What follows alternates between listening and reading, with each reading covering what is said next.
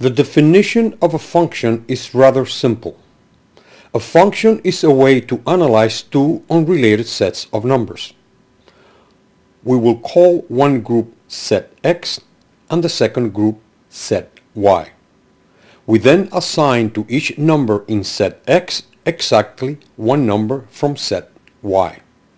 The set X is called the domain and the set Y is called the range. In other words, these sets of numbers may be plotted and shown as a graph. Notice that because the data moves from left to right, a number in set X may only have one matching number from set Y. If one value in set X has more than one matching number, then you're not looking at a function.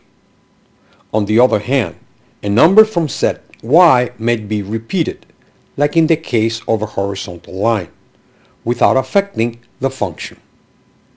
By this time you may be asking the question, isn't this just another XY plot? No, it is not just another plot. It is actually a special kind of plot where vertical lines are not allowed. Not only that, it is preferred that you call it the graph of a function. In a function, the typical y-axis becomes the function of x-axis, and this is the way we write it. The vertical axis becomes the function of x-axis because in reality it now depends on the changing value of x.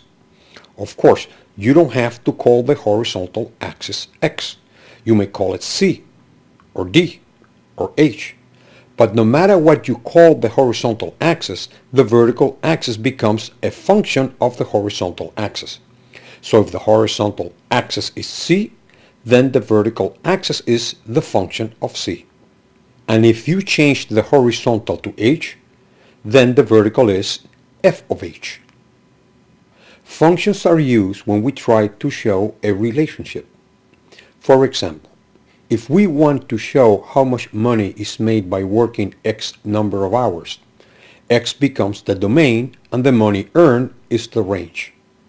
So the money earned is a function of X hours.